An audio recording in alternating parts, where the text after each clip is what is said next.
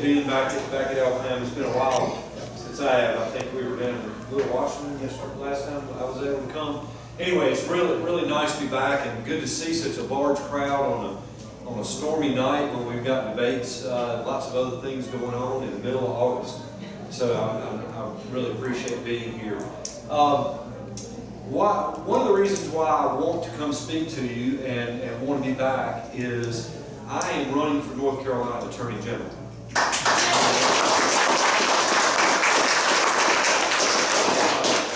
We made our announcement a little over 60 days ago, is that right? 60 days ago. And since that time, it has been a whirlwind, and it's been wonderful. We've had really good response. We have been all over the place, and that's hard to do while we're still in session in the North Carolina Senate. And we've got a lot of work still left to do, don't we? Including budgets and so forth. But I want to talk to you briefly, if I can, about my run for North Carolina Attorney General. I want you to know why I'm running. And then I'll talk a little bit more about myself so you'll know why I'm qualified, and I hope to convince you and earn your support and your vote. Let me just begin by saying, I've been involved with the Republican Party and conservative politics really since high school. And I was very interested in government. I never thought I would actually be in it, but I was very interested in it, in helping people elect the right people and have good policies. And actually, I met my wife as early as when I was 16 years old. We were house pages of the North Carolina legislature, and that's where we first met. And so I guess I go back that far. But I had been involved a long time. I was chairman of the Wilson County Party for a little while, and like so many chairmen, got drafted into it.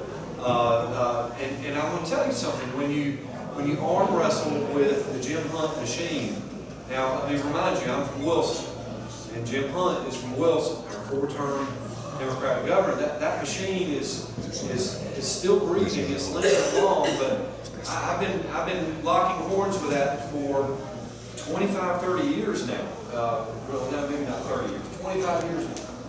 And it has sharpened my focus about what we need in this state. When I ran for the North Carolina Senate in 2010, it wasn't because I had some burning desire to be a senator in the North Carolina Senate. Quite honestly, as chairman, I worked hard to try to find someone else to run.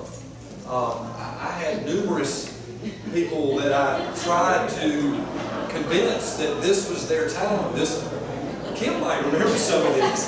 This was their time. And I'm going to be perfectly honest with you. It got to the point where I was my wife could tell you, I was a very unhappy person, even though many things were going very well in my life. I mean, my family was great. My law practice was great. On paper, everything looked great. Everything should have felt great. But I was a very unhappy person. And it finally occurred to me that I was being told that my place was to go and run for this office. I didn't even know I was going to win.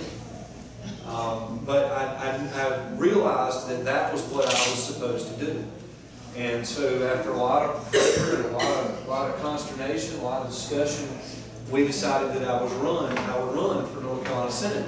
And that was at midnight, close to midnight on Thursday night before the filing deadline on Friday at noon in February of 2010.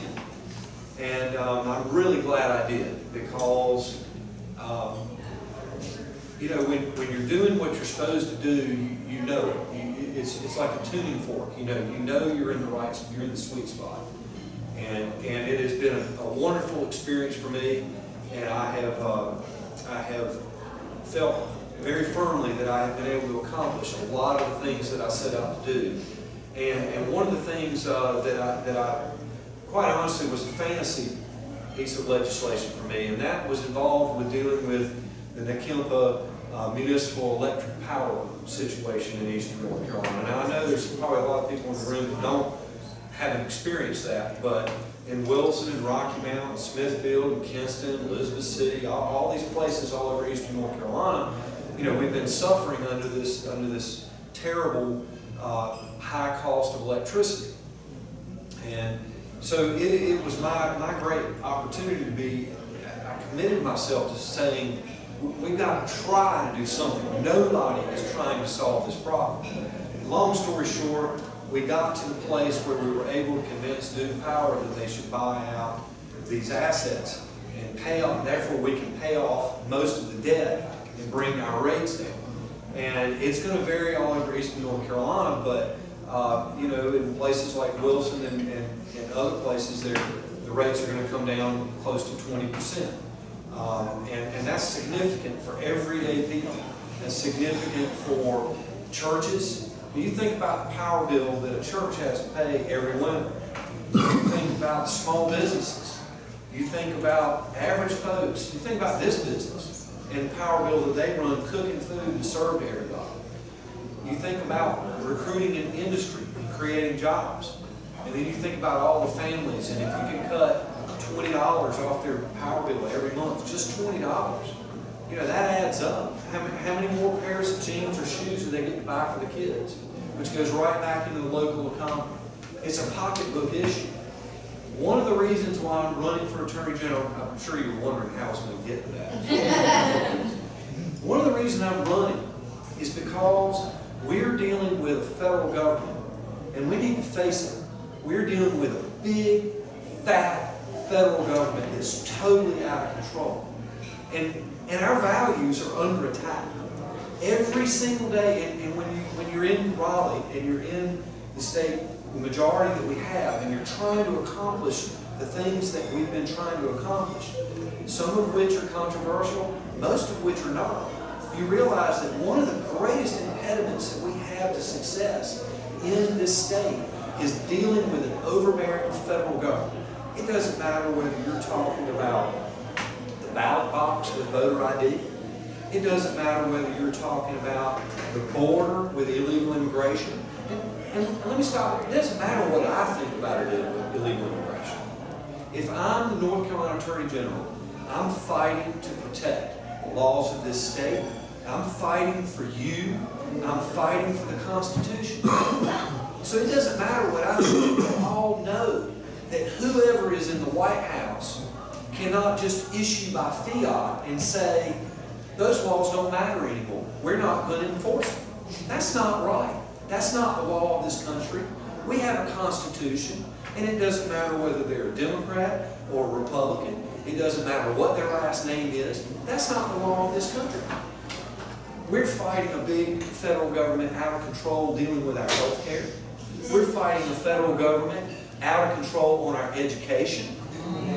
And just on Monday, now I don't know how many people realize this, but just on Monday, our president's EPA issued a new rule. It's not Obamacare for air, like they said. It's not Obamacare for the environment. It's Obamacare for electricity. What the federal government is trying to do is take over utilities all across this country. What their plan is, literally, is to come in when we don't pass a rule that they tell us we have to pass for clean air and say, guess what? We get to go straight to Duke Power and say, you can't burn any more coal because we don't like coal. Now you've got to have solar panels. And your power bill is going to go up 20, 30, 40% a year, just like they're doing with your health care. Now, I want to ask you a question. What are we going to do about it? How are we? Washington is broken. Until we have strong majorities of conservatives in the Congress, and until we have a president who gets it, there's nothing we can do in Washington. We're going to get more of the same. How do we stop it? We have to have a state and an attorney general who will stand up and fight for you. It's going to take an attorney general who's not going to surrender at the first opportunity on your constitutional amendment for marriage. It's going to take an attorney general who will actually show up to the hearings and fight for the laws that your state legislature passes. Now, it doesn't matter. I've had to reconcile myself that when I'm Attorney General, and I intend to win this race. When I'm Attorney General, it doesn't matter what I would have done as a legislator. It doesn't matter what vote I would have cast as a state senator. My job is going to be to enforce the laws of this state. My job is going to be to stand up and defend the Constitution and the laws that your representatives pass. Now, even if I don't like them, even if it turns out to be the other party who's in control, my job will be to stand up and defend those laws. And you will not have a governor or a legislature that has to take your tax dollars and go out and hire private lawyers to do my job. You won't have that. I'm going to be on the job every single day, and my lawyers, your lawyers that work in the Attorney General's office are going to show up and fight for you in court. That's what it's going to take. I've had interesting conversations with Attorney Generals from all over this country, Republican Attorney Generals. And one of the surest ways for us to resist the overreach of a big, out-of-control government is to have a competent Attorney General. Your lawyer, a lawyer for the people, who will stand up and fight for you.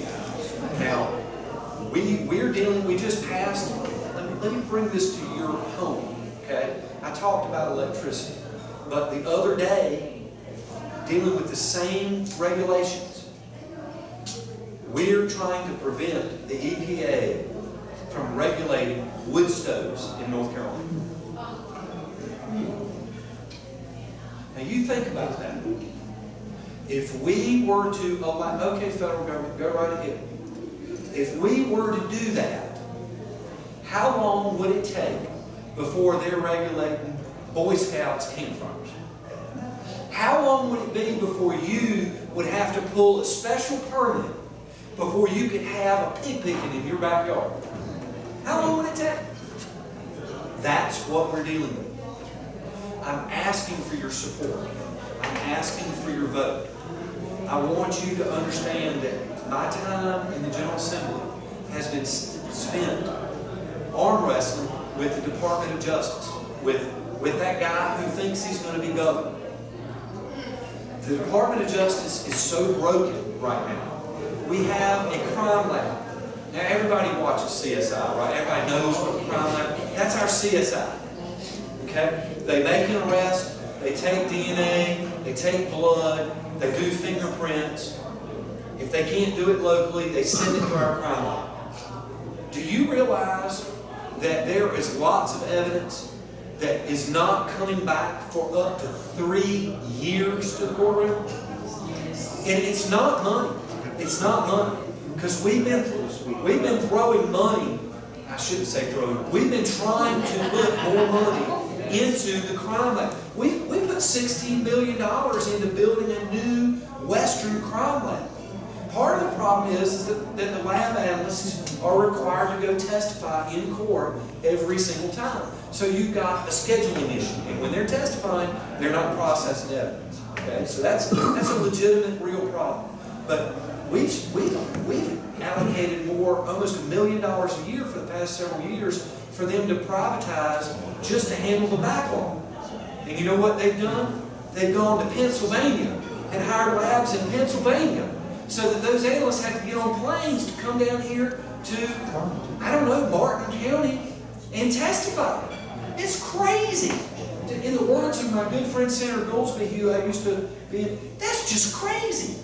It's just crazy. We have labs and certified analysts all over the state that we can hire to do that they might have an hour drive. Instead, we're gonna put them on a plane and fly them to Raleigh or to Charlotte and then let them drive a rental car to sit in court for 3, 4, 5 hours. Put them up in a hotel. All at your expense. Now, who is suffering when that happens? Not just the taxpayers, okay? We're suffering from public safety from the cases that are being dismissed because they're not going to trial. And let me flip that around and give you another thought. What about all the innocent people whose names